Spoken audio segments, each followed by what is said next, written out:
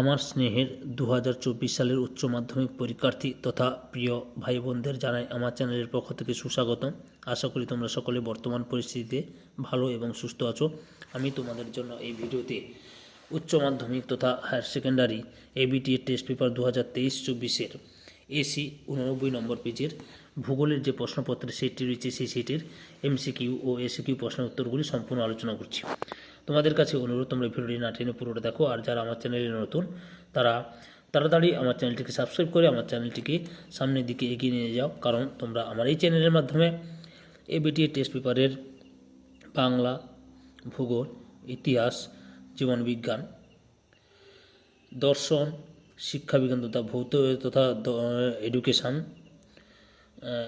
দর্শন, পরিবেশবিদ্যা, এই সমস্ত বিষয়ে প্রশ্নের সমাধান পাবে। এখন এসি 89 নম্বর পেজের ভূগোলের প্রশ্নপত্রের সেটটি নিয়ে আলোচনা করছি। প্রথম প্রশ্ন, অদ্রবণীয় লৌহ যৌগের দ্বারা সৃষ্ট ভূপৃষ্ঠের সঞ্চিত কর্দমাক্ত লোহিত বর্ণের মৃত্তিকাকে বলা হয়? অপশান সিতে টেরারোসা। দুয়ের দাগে গতিশীল ভারসাম্য মতবাদের জনক হলেন? অপশান বিতে জেটি হ্যাক। তিনের দাগে বর্তমান ভূগঠনের সঙ্গে সামঞ্জস্য নেই এমন নদীকে বলে? সঠিক উত্তরটি হল অপশান সিতে অধ্যারোপিত নদী। চারের দাগে পেডোক্যাল মৃত্তিকা সৃষ্টি হয়? অপশান এতে সঠিক উত্তর বাষ্পীভবন বেশি হলে।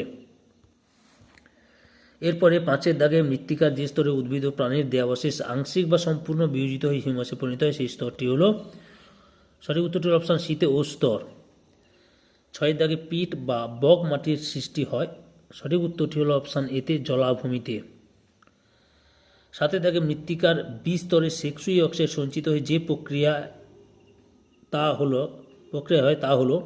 এখানে আমি যতদূর জানি দুটি প্রক্রিয়া হবে, পর্যালাইজেশন এবং ল্যাটেরাইজেশন। তোমরা যদি সঠিক উত্তরটি জানো তাহলে অবশ্যই মন্তব্য করে আমার কমেন্ট বক্সে কমেন্ট করে লেখো সঠিক উত্তরটি। আমি জানি পর্যালাইজেশন এবং ল্যাটেরাইজেশন এই দুটি প্রক্রিয়ার মাধ্যমে কিন্তু বিস্তরে সেক্সুই অক্সাইড সঞ্চিত হয়। এরপরে আটের দাগের প্রশ্ন, ক্রান্তীয় ঘূর্ণবাত সৃষ্টির ক্ষেত্রে সমুদ্রপৃষ্ঠের তাপমাত্রা অন্তত পক্ষে যত হওয়া প্রয়োজন তা হলো? অপশান বিতে 27 ডিগ্রি সেলসিয়াস। নয়ের দাগে নাতিশীতোষ্ণ ঘূর্ণবাতের অন্তর্লীন পর্যায়ে যে সীমান্তের সৃষ্টি হয় তা হলো? অপশান সিতে অক্লুডেড সীমান্তের সৃষ্টি হয়। 10এর দাগে দক্ষিণ গোলার্ধে ভূমধ্যসাগরীয় অঞ্চলে বৃষ্টিপাত বেশি হয় যে মাসে? সঠিক উত্তরটি হল অপশান এতে জুন জুলাই মাসে। তারপরে 11 দাগে মৌসুমী বায়ু নিষ্ক্রিয় অবস্থায় দেখা যায় যে অবস্থায়? সেটি হচ্ছে অপশান সিতে ছেদ অবস্থায়। তারপরে রয়েছে করবেট জাতীয় উদ্যান ভারতের যে রাজ্যে অবস্থিত তা হলো? অপশান বিতে উত্তরাখণ্ড। এরপরে 13 দাগে বিপন্ন অস্তিত্ব সম্পন্ন প্রাণী ও উদ্ভিদের লিখিত দলিলকে বলা হয়? সঠিক উত্তরটি হলো অপশান সিতে রেড ডাটা বুক। 14 দাগে গোলাপি বিপ্লব যে বিষয়টির সঙ্গে সম্পর্কিত সেটি হলো? অপশান এতে চিংড়ি চাষ। 15 দাগে আমেরিকা যুক্তরাষ্ট্রে উদ্যান কৃষিকে বলা হয়? সঠিক উত্তরটি হলো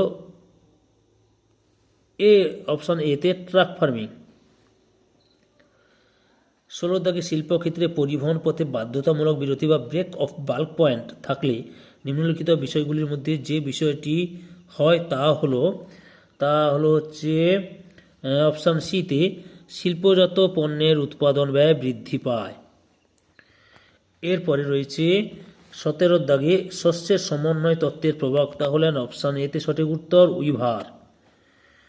তারপরে 18 দাগে সমপরিবহন ব্যয়যুক্ত রেখাকে বলে? সঠিক উত্তরটি হলো অপশান বিতে আইসোটিম। 19 দাগে জার্মানির মোটরগাড়ি কোম্পানির নাম হলো? অপশান সির উত্তরটাই ঠিক, মার্সিডিজ বেঞ্জ। তারপরে 20 দাগে প্রশান্ত ও আটলান্টিক মহাসাগরকে যুক্ত করেছে যে খালপথ সেটি হলো? অপশান বিতে পানামা খাল। এরপরে 21 দাগে অর্থাৎ লাস্ট এমসিকিউ প্রশ্নের উত্তরটি হচ্ছে, কানাডায় যে আকৃতির জনসংখ্যার পিরামিড দেখা যায় তা হলো? অপশান সির উত্তরটাই ঠিক, ব্যারেল আকৃতির পিরামিড। এরপরে আমি 2 দাগে নিম্নলিখিত প্রশ্নগুলির উত্তর দাও, অর্থাৎ এসিকিউ প্রশ্নগুলি আলোচনা করার আগে তোমাদের কাছে আমি এই সেটে কি প্রশ্নগুলি পড়ছে যে 3-এর দাগে তোমাদের 7টি প্রশ্ন করতে হয়, তো 5টি প্রশ্ন করতে হয়, সেই প্রশ্নগুলো দেখাচ্ছি কারণ অনেকে কমেন্ট করে জানিয়েছো যদি ওই প্রশ্নপত্রের পুরো সেটটা দেখানো হয়, এই জন্য বলেছো আমি সেই পুরো সেটটি দেখাচ্ছি। তারপর 2 মার্কের অর্থাৎ 1 মার্কের এসএকিউ প্রশ্নের উত্তরগুলো নিয়ে আলোচনা করছি। নিম্নলিখিত প্রশ্নগুলির উত্তর দাও। এতে রয়েছে কাস্টভূমিরূপ গঠনের পূর্ববর্তী শর্তগুলি লেখো। কাস্টভূমিরূপ সৃষ্টি, পলজি, লোডাইন কারেন্ট কীভাবে সৃষ্টি হতে আলোচনা করো। অ্যাকুইফার এবং অ্যাকুইক্লুইট এর পার্থক্য লেখো, অথবা পেডুক্যাল ও পেডালফারের মধ্যে পার্থক্য লেখো। মৃত্তিকার বৈশিষ্ট্য নিয়ন্ত্রণে মৃত্তিকা গ্রহণের প্রভাবগুলি লেখো, গ্রথনের হবে এটা, প্রভাবগুলি লেখো। পিনের জলনির্গমন প্রণালীর সংজ্ঞা লেখো। বিতে মৌসুমী বায়ুর উপর জেট বায়ুর প্রভাব লেখো। ক্রান্তীয় ও নাতিশীতোষ্ণ ঘূর্ণিঝড়ের মধ্যে পার্থক্য লেখো, অথবা ইনসুডি এক্সিডি সংরক্ষণ কি, একটি প্রাকৃতিক বিপর্যয়ের নাম লেখো এবং সেই বিপর্যয় প্রতিরোধের উপায়গুলি উল্লেখ করো। মেসোফাইট উদ্ভিদের উদাহরণ দাও। শীত দাগে শ্রীলঙ্কার নারকেল চাষের উন্নতির কারণগুলি উল্লেখ করো। শস্য প্রকটতা কী। পৃথিবীর ধান গবেষণা কেন্দ্র কোথায় রয়েছে। ডির দাগে কানাডায় কাগজ শিল্পের উন্নতির কারণগুলি ব্যাখ্যা করো। নিম্ন প্রবাহী শিল্প বলতে কী বোঝো, অথবা পূর্ব ভারতের লৌহ ইস্পাত শিল্পের একদিশ ভবনের কারণগুলি আলোচনা করো। ভারতীয় বস্ত্র শিল্পের সমস্যাগুলি লেখো। ভারতে ডেট্রয়েট কাকে বলা হয়। ঈদ দাগে জনঘনত্ব ও মানবজীবন অনুপাতের তুলনা করো। কর্মধারার ভিত্তিতে জনবসতি শ্রেণীবিভাগ করো। নির্ভরশীল জনসংখ্যা কী, অথবা রৈখিক বসতি স্থাপনের অনুকূল অঞ্চল কী কী। হলদিয়াতে শিল্পাঞ্চল গড়ে উঠেছে কেন। মানব উন্নয়নের সূচকগুলি উল্লেখ করো। প্রশ্নগুলি দেখতে পেলে এরপর আমি 2 নম্বর প্রশ্নের উত্তরগুলি নিয়ে আলোচনা করছি। 2-এর দাগে 1 মার্কের এসএকিউ প্রশ্নের উত্তরগুলো নিয়ে আলোচনা করছি। নিম্নলিখিত প্রশ্নের উত্তর দাও। প্রথম প্রশ্ন, চুনাপাথরের গুহার মধ্যে স্ট্যালাকটাইট ও স্ট্যালাগমাইট একসঙ্গে যুক্ত হলে তাকে কী বলে। উত্তরটি হলো হেলিকটাইট বলে তাকে, হেলিকটাইট। অথবা স্বাভাবিক ক্ষয়চক্রের বার্ধক্য অবস্থায় সমপ্রায় ভূমির উপর যে টিলা বা উচ্চভূমি দেখা যায় তাকে কী বলে। উত্তর হবে মোনাডন। তারপরে 2-এর দাগের চেয়ে নিক বিন্দু কি। উত্তর পুনর্যৌবন লাভের কারণে নদীর দৈর্ঘ্য বরাবর একটি বিন্দুতে ঊর্ধ্ব উপত্যকার পুরনো মৃদু ঢালের সঙ্গে নিম্ন উপত্যকার নতুন খাড়া ঢালের সংযোগ ঘটে, একে নিক বিন্দু বলে। অথবা বিপ্রা নদী কাকে বলে। উত্তর অনুগামী নদী যেদিকে প্রবাহিত হয় তা বিপরীতে প্রবাহিত নদীকে বিপ্রা নদী বলে। এরপরে 3-এর দাগে ক্ষারকীয় মাটির পিএইচের মাত্রা কত। উত্তরটি হবে 7-এর বেশি হবে। পরের প্রশ্ন, কাঁচা জৈব পদার্থ বিয়োজিত হয়ে যে কালো রঙের জটিল পদার্থ তৈরি করে তাকে কী বলে। উত্তরটি হবে হিউমাস। অথবা মাটির উলম্ব প্রস্থচ্ছেদকে কী বলে। উত্তর হবে মৃত্তিকা পরিলেখ বা সয়েল প্রোফাইল বলে। 5-এর দাগে হচ্ছে ক্রান্তীয় ঘূর্ণিঝড় জাপান সাগরে কী নামে পরিচিত। উত্তরটি হবে টাইফুন নামে পরিচিত। পরের প্রশ্ন, সূচক চক্র বা ইন্ডেক্স সাইকেল কি। উত্তর যে সময়ের মধ্যে জেট বায়ুর সরল রৈখিক প্রবাহ পথ আঁকাবাঁকা হয় তাকে বলে ইন্ডেক্স সাইকেল। 2বার বলে হয়ে গেছে, বুঝতে পারছো, একটু স্পেলিং মিস্টেক হয়ে গেছে। 6 দাগে মাসিক গড় উষ্ণতা ও মোট বার্ষিক বৃষ্টিপাতের বন্টনের উপর নির্ভর করে কোন আবহাওয়া বিজ্ঞানী জলবায়ু অঞ্চলের শ্রেণীবিভাগ করেন। উত্তরটি হলো কোপেন। পরের প্রশ্ন, ক্রান্তীয় অঞ্চলের শীতকাল হয় রাত্রি। Night is the winter of ট্রপিক্স কোন জলবায়ুকে নির্দেশ করে। নিরক্ষীয় জলবায়ুকে। 7 দাগে মেগাথার্ম উদ্ভিদের 2টি উদাহরণ দাও। উত্তর হলো আবলুস এবং মেহগনি। অথবা হ্যালোফাইট উদ্ভিদের একটি অভিযোজনগত বৈশিষ্ট্য লেখো। উত্তর উদ্ভিদের পাতাগুলি তৈলাক্ত ও মসৃণ। পাতায় প্যালিসেড কলার গঠন সুস্পষ্ট। পাতার জলধারণ ক্ষমতা অধিক। 8 নম্বর প্রশ্ন, ওজোন স্তর সংরক্ষণের জন্য গৃহীত চুক্তির নাম কি। উত্তরটি হলো মন্ট্রিল প্রোটোকল নামে পরিচিত যেটি। অথবা ক্লাইমোক্রোনোলজি কি। ক্লাইমোক্রোনোলজি কি। উত্তর পার্থিব জলবায়ুর অতীত ইতিহাস সম্পর্কিত বিজ্ঞানকে ক্লাইমোক্রোনোলজি বলে। পরের প্রশ্ন, ভারতের 2টি জীববৈচিত্র্যের উষ্ণ কেন্দ্রের নাম লেখো। আমি 3টি নাম লিখেছি, সাইলেন্ট ভ্যালি, পেরিয়ার জাতীয় উদ্যান এবং অগস্ত্যমালাই।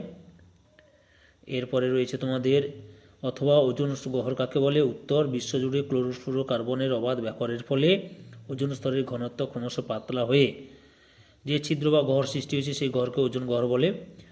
1982 সালে ডক্টর জেসি ফারম্যান ও তার সহকর্মী বিজ্ঞানীগণ কুমেরু অঞ্চলে সর্বপ্রথম ওজোন গহ্বর শনাক্ত করেন।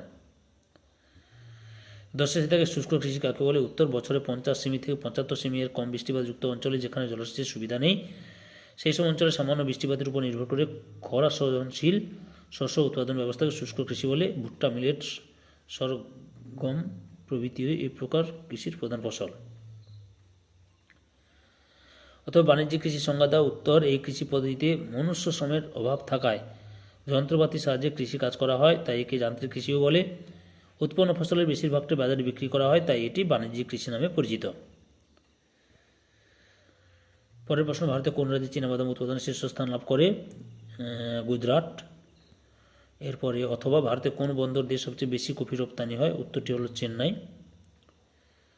তারপরে 12 দাগে ভারতের বৃহত্তম ইলেকট্রনিক্স ইন্ডাস্ট্রিয়াল পার্কের নাম কি? উত্তরটি হবে ইলেকট্রনিক সিটি নামে পরিচিত, যেটি ইলেকট্রনিক সিটি। তারপরে 13 দাগে ভারতের বর্তমান মেগাসিটি কয়টি? উত্তরটি হলো 5টি। অথবা শুষ্ক বিন্দু বসতি কি? উত্তর, যখন নদী তীরবর্তী অঞ্চল থেকে বা অধিক জলমগ্ন অঞ্চল থেকে দূরে বন্যার কবল থেকে বাঁচতে অপেক্ষাকৃত উঁচু অংশে জনবসতি গড়ে ওঠে, তখন তাকে শুষ্ক বিন্দু বসতি বলে। গঙ্গা, ঘরঘরা প্রভৃতি নদীর প্লাবন সমিতি এরূপ অনেক বসতি লক্ষ্য করা যায়। 14 দাগে ব্রেন ড্রেন বলতে কি বোঝো? উত্তরটি হলো, ব্রেন ড্রেন হলো দরিদ্র, উন্নয়নশীল এবং স্বল্প শিল্পোন্নত দেশগুলি থেকে উচ্চতর, দক্ষ এবং শিক্ষিত ব্যক্তিদের ধনী আরও উন্নত দেশগুলির স্থানান্তরের প্রাধান্য। লাস্ট প্রশ্ন, ভারতে ঋণাত্মক জনসংখ্যা বৃদ্ধি ঘটেছিল কোন দশকে? উত্তরটি হলো 1911 থেকে 1921 সাল পর্যন্ত ভারতে ঋণাত্মক জনসংখ্যা বৃদ্ধি ঘটেছিল। তাহলে আমার স্নেহের উচ্চ মাধ্যমিক পরীক্ষার্থী, তোমরা উচ্চ মাধ্যমিক এবিটিএ টেস্ট পেপারের পেজ নাম্বার AC 89-তে ভূগোলে যে প্রশ্নপত্রের সেটটি ছিল সেই সেটে এমসিকিউ প্রশ্নের উত্তরগুলো জানতে পারলে তোমাদের কাছে এই ভিডিওটি ভালো লাগলে বা এই ভিডিও থেকে তোমরা উপকৃত হলে আমার চ্যানেলটিকে সাবস্ক্রাইব করে আমার চ্যানেলের পাশে থাকো। সঙ্গে ডান দিকের বেল আইকন অল অপশানে গিয়ে প্রেস করে যাতে পরবর্তী ভিডিও নোটিফিকেশন পাওয়া। একটা লাইক দাও, কমেন্ট করো এবং ভিডিওটি তোমাদের একই ক্লাসে বন্ধু বান্ধবীদের মধ্যে শেয়ার করে প্রশ্নের উত্তরগুলো জানতে সাহায্য করো। যারা অলরেডি আমার চ্যানেলটিকে সাবস্ক্রাইব করেছো এবং এই ভিডিওটি দেখলে তাদের সবাইকে অসংখ্য ধন্যবাদ।